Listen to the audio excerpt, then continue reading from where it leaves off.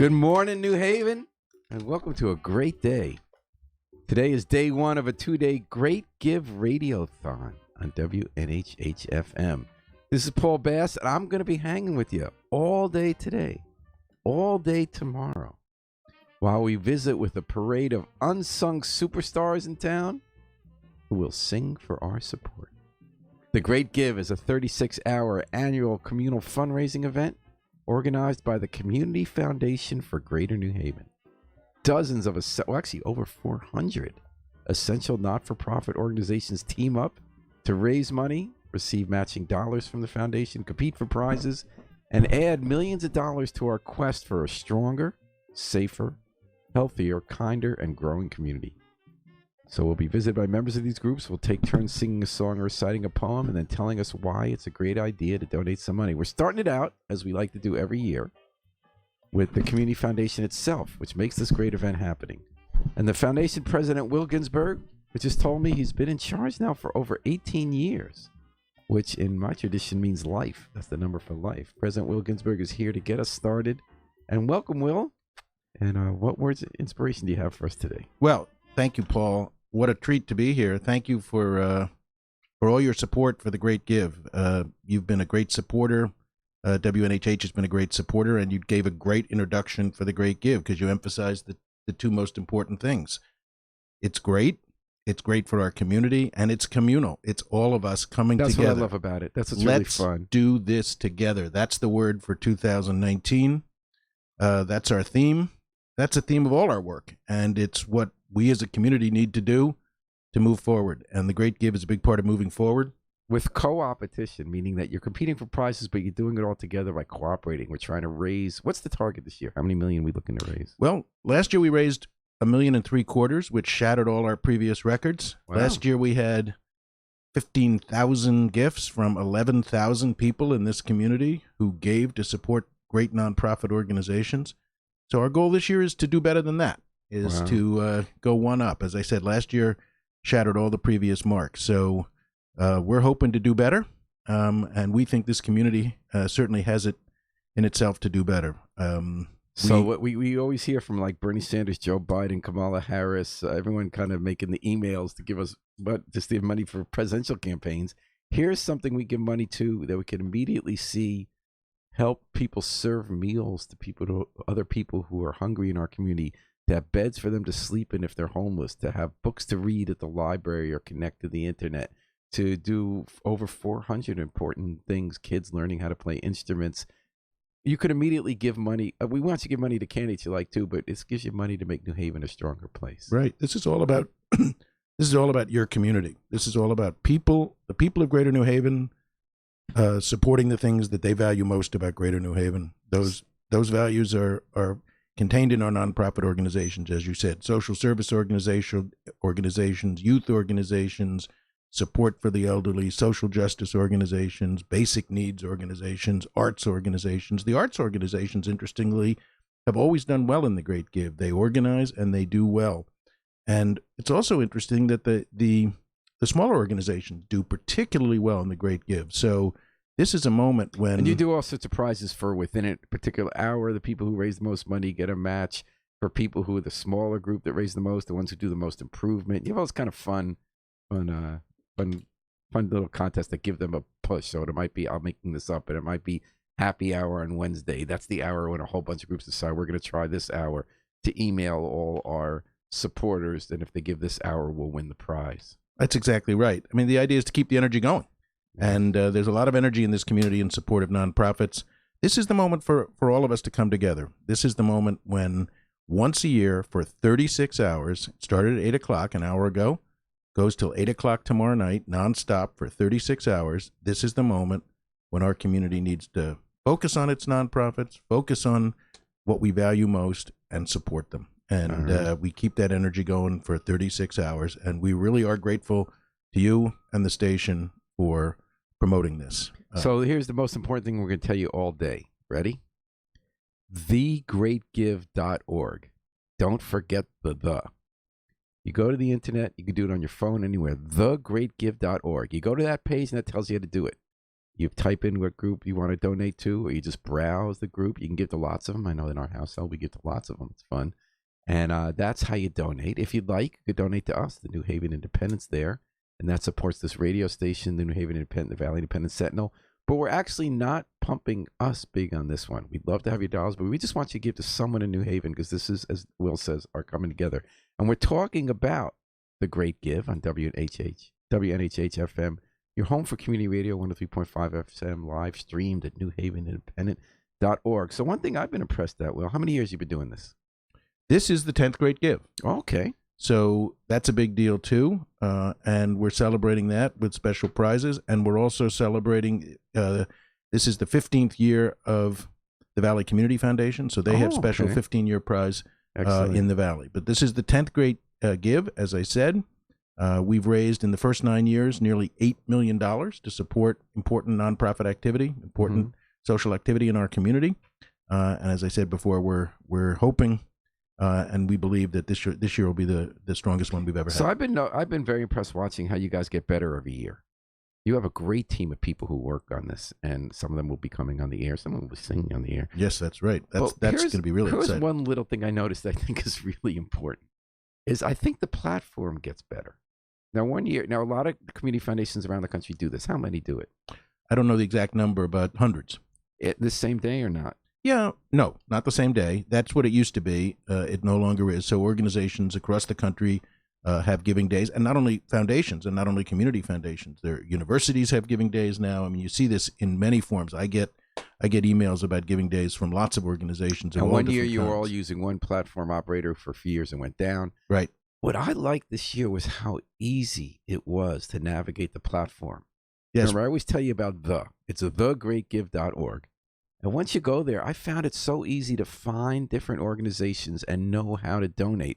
That's a lot harder than it sounds to set something up to work that well when you're dealing with that many groups.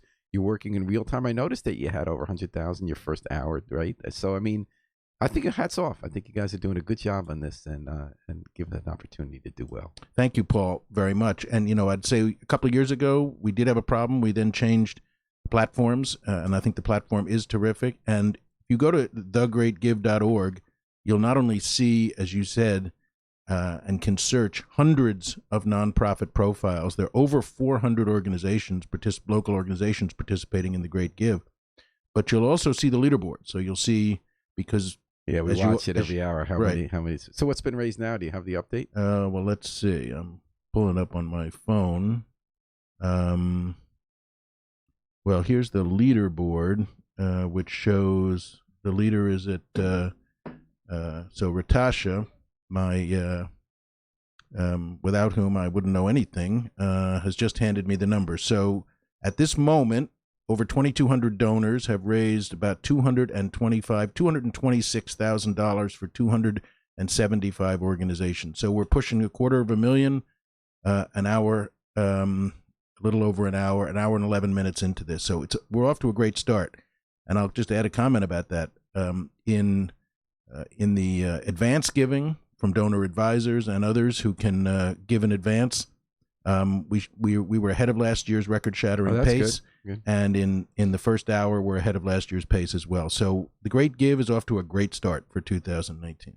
All right. And you and I are a little bit caricatures or parodies of ourselves. We all have people like Ratasha who are these really smart people half our age who come in and show us how to find everything on the internet, right? Navigate this new world. Or sometimes less than half my age. I know. Which is really the Ratasha's fantastic. She just walked out of the room again. Ratasha Smith, yeah. She does great work for the Community Foundation and for the community in lots of ways, and we couldn't do this without her. 406 nonprofit groups. That's mind-blowing when you think about it. And that comes to a verity that you and I have discussed many times over the year, Will Ginsburg, which is that New Haven's economy, and this has happened more dramatically over our lifetime and the 4 decades you and I have been here in New Haven working, it has become a nonprofit economy. Not that we don't have for-profit businesses. We have very good ones. But, it's been a long time now that the 2 top employers, Yale University and Yale New Haven Hospital, employ more workers than at last counted was the next 8 employers combined. We have a thriving. Do have a new tech sector. We got the district happening where you have all these startup businesses. Science Park is full. You used to run Science Park. You saw that succeed. Right. 300 George Street has nonprofit business. Alexion Tower, but our economy runs on nonprofit sector, and I've started to have some in analyzing what that means for our community. First of all, I think it's like the weather. People want to say it's good or bad. It's what is. Right. And I'm thinking of one particular piece of property that you're familiar with, which is where the Gateway Community College is now. For many years, after the old Malley's department store was torn down there, for decades it was vacant. And the idea under the old thinking was, well, New Haven, to be a successful economy, needs to have for-profit business places. They pay taxes, right? Think about it. If the for-profit owns it, we get the full tax revenue, 100% rather than 40%. And you employ people. So we tried for many years, out of very good motives, to put a mall there.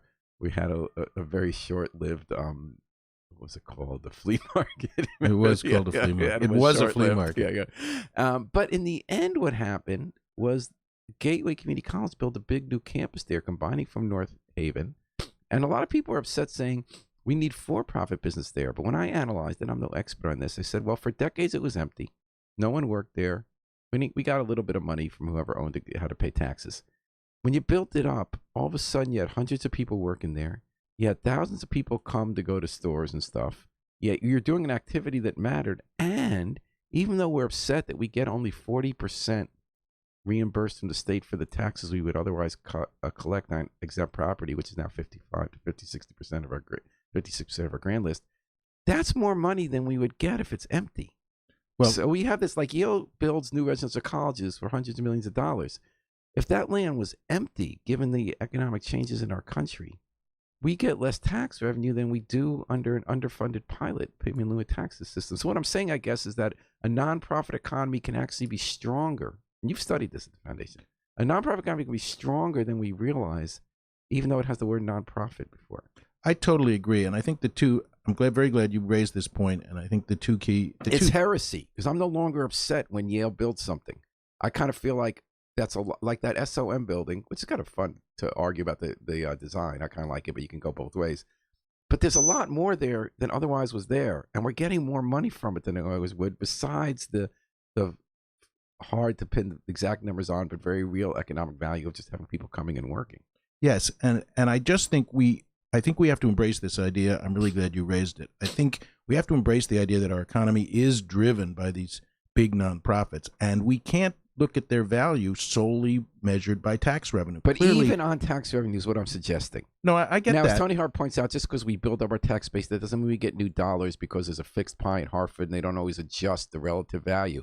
But our relative value is going up. We have a higher percentage of our tax base than almost anywhere else is nonprofit taxes. I think we got a claim to make that we should get more of the pie. I agree with that. But you also have to look at the ripple effect. You have to look at, we have a very exciting entrepreneurial sector. There's a huge amount of entrepreneurial energy, young people in this community, new ideas, new businesses. This is the future of our for-profit economy. And a lot of it is coming out of, it's people who come to this community because of the presence of Yale University.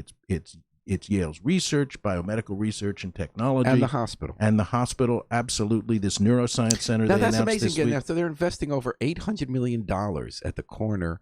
This was announced this week. It's huge. $800 million neuroscience center at the corner of George and Sherman Park. And I was talking about this with Tony Park, the mayor, because we're saying people sometimes don't realize what a big deal this kind of thing is.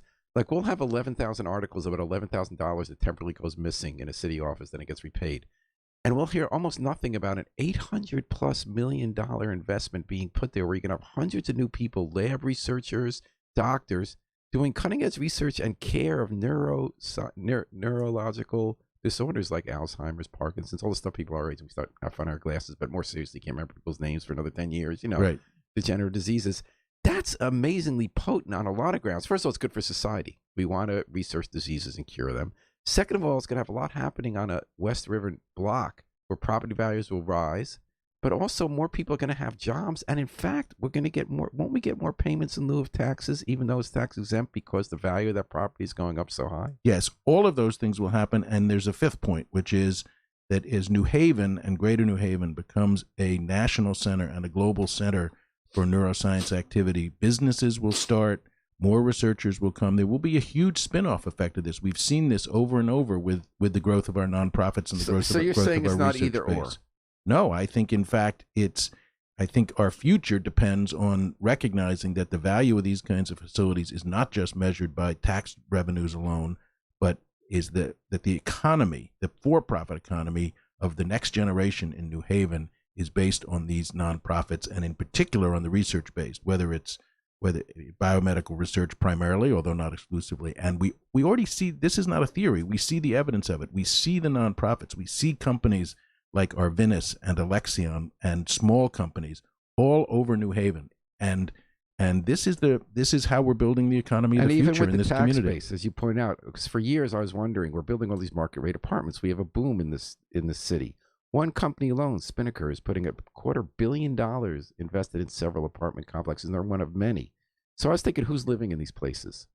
And I thought they were computer avatars. But when I found out what it was real human beings. And as you said, a lot of them are drawn to nonprofit jobs. You have a couple, so Corsair filled up, 360 State filled up. They might work at Yale New Haven Hospital, or you have a couple who, one commutes to New York or Stanford, and one is here, or the arts. And that, in fact, did create tax-paying for-profit enterprises, which are these apartment complexes. And then in return, then on top of that, so you got District in Fairhaven on James Street, empty former Connecticut bus depot, got cleaned up.